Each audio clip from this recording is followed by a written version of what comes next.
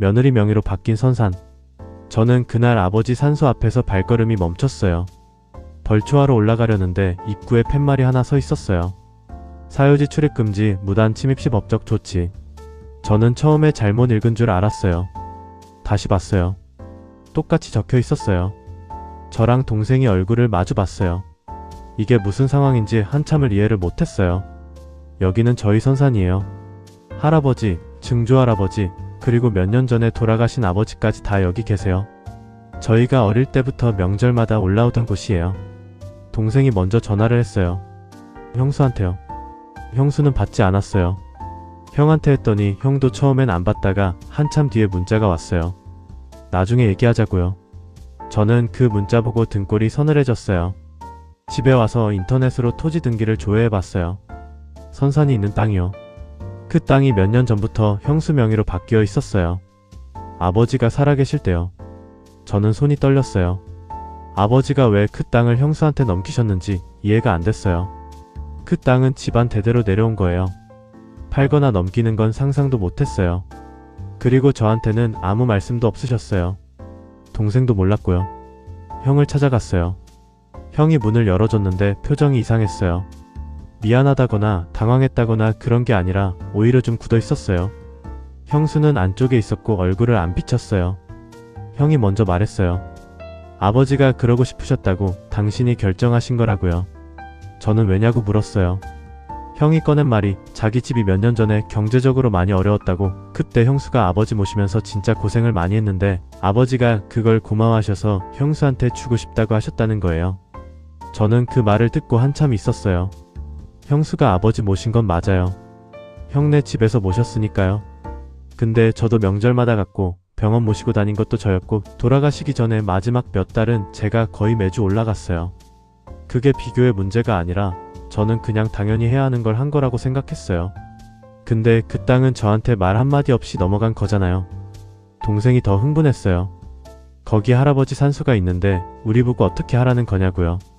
형은 그건 형수가 막는 게 아니라고 벌초는 와도 된다고 했어요. 근데 땅은 이미 형수 거라고요. 저는 변호사를 찾아갔어요. 거기서 들은 내용이 좀 복잡했어요. 아버지가 살아계실 때 증여를 하신 거라서 법적으로 그 자체는 유효할 수 있대요. 근데 몇 가지를 따져볼 수 있다고 했어요. 아버지가 당시에 판단 능력이 온전하셨는지, 그리고 증여가 어떤 상황에서 이루어졌는지요. 저는 그 시점을 떠올려 봤어요. 아버지가 형수 명의로 바꾸신 게 돌아가시기 약 2년 전이에요. 그때 아버지가 건강이 많이 안 좋으셨어요. 치매 초기라는 소견도 받으셨고요. 저는 그게 기억났어요.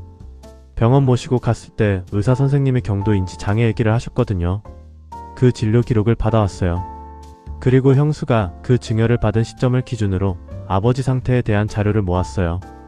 변호사가 이 정도면 충분히 다퉈볼 수 있다고 했어요. 아버지가 온전한 상태에서 결정하셨다는 걸 형수 측에서 증명해야 하는 구조가 된다고요. 형이 그 얘기를 듣고 다시 연락을 해왔어요. 이번엔 목소리가 달랐어요. 왜 이렇게까지 하냐고, 집안 망신이라고요. 저는 조용히 말했어요. 조상 산소 앞에 출입금지 팻말 세운 게 먼저라고요. 형수가 직접 연락을 해온 건 그 뒤였어요. 자기는 아버지한테 정말 잘해드렸고 아버지가 진심으로 주고 싶어 하셨다고 그걸 왜 문제 삼냐는 거예요. 저는 잘해드린 거 부정하지 않는다고 했어요.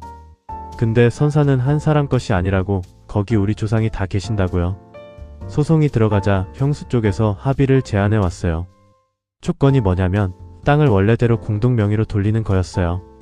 형수가 단독 명의를 포기하는 대신 소송을 취하하라는 거였어요. 저는 동생이랑 얘기했어요. 우리가 원하는 게 뭔지요. 저희가 원한 건 돈도 아니고 형수를 혼내주는 것도 아니었어요. 아버지 산소에 제대로 찾아갈 수 있으면 됐어요. 그리고 이게 다시는 일어나지 않으면 됐어요. 합의했어요. 땅은 형제 셋이랑 형수 포함해서 공동 명의로 다시 정리됐어요. 출입 금지 팻말은 그날로 없어졌어요. 그 다음 주에 동생이랑 벌초하러 올라갔어요. 아버지 산소 앞에 앉아서 한참 있었어요. 아무 말도 안 했어요. 그냥 있었어요. 아버지가 어떤 마음으로 그 땅을 형수한테 넘기셨는지 저는 지금도 정확히 몰라요. 진심으로 고마워서 그러셨는지 아니면 당시에 제대로 된 판단이 아니셨는지요. 근데 그게 중요한 게 아닌 것 같아요. 여기 오는 길이 막히지 않으면 돼요. 그게 전부예요. 구독과 좋아요는 큰 힘이 됩니다. 막장 5분과 함께 특별한 이야기를 함께 해보세요. 우리 주변의 이야기를 빠르게 만나보세요.